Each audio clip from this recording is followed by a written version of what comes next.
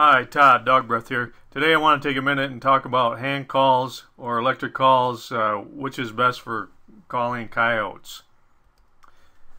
The first thing you have to understand when calling coyotes are the reasons they respond to the call. Coyotes respond to your call out of hunger, territorial issues, social issues, or curiosity.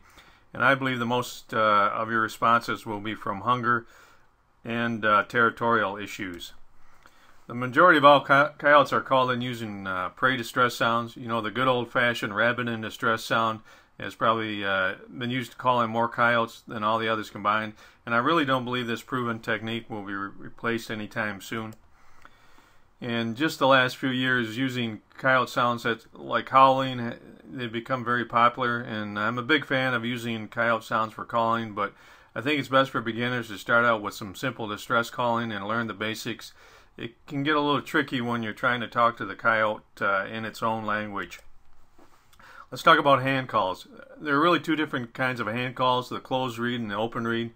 And an important difference between the two is that the closed reed type will tend to freeze up a little bit quicker in cold weather.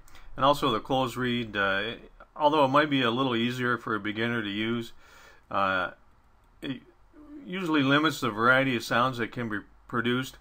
An open reed call is a lot more flexible and it allows a variety of sounds from prey distress to coyote vocalizations, but either type of call will definitely get the job done. One of the advantages of hand calls is they're easy to carry, they're reliable, and pretty inexpensive. One of the disadvantages is that you're limited to the variety of sounds, although the number of sounds that a skilled caller can produce from just one hand call is pretty amazing. Of course, this takes a lot of practice, which more than likely will drive your family crazy. Learning how to use a mouth-blown rabbit in distress call, it's pretty simple. I recommend that you purchase at least a couple different distress calls. This will provide you with some variety, and you'll find that just switching your calls up on a stand just might be what the coyote needed to hear. I could go into a lot of detail on how to blow the call, but there are so many great coyote hunting videos and predator hunting videos out there right now. I recommend that you just buy a couple videos, sit back and watch them, and there's nothing better than seeing and hearing the real thing in action. Let's talk about electronic calls. If you ever want to start a good argument among coyote hunters, just bring up the subject of guns or electronic calls.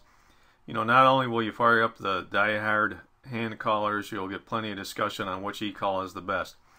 I've owned just about every electronic game call out there. I still have a number of them, and I always recommend Fox Pro calls. They're the best in the business. They're always trying to improve and upgrade and add new things, and just a great overall product. So there are some definite advantages of using an electronic call. The major advantage is being able to move the sound away from you. And as I mentioned earlier, when you start calling, you put the coyote on full alert. Its goal now is to find the source of the sound. And if you're using a hand call, the source of the sound is you. So when the coyote comes in, its eyes, ears, and nose, all its senses will be focused on you. And this can lead to problems. Another advantage of the electronic call is the ability to produce a variety of sounds. Some electronic calls, can hold hundreds of sounds. So with an electronic caller, you can instantly become an expert caller, or at least you'll be able to make some good sounds. Hand calls require some practice, and some people just have a hard time producing a good sound. However, one of the disadvantages, electronic calls can be quite expensive, heavy, they require batteries. Occasionally there's going to be problems. I would recommend that you practice and become proficient using hand calls just in case you find yourself out in the field with dead batteries. In reality, too, most guys end up using a combination of both on different occasions. As you can see, there's some advantages and disadvantages to both types of calls. I might go out without my electronic call, but I'll surely never go out without some hand calls. Most successful coyotes, like I said, use a combination of both electronic call and hand calls.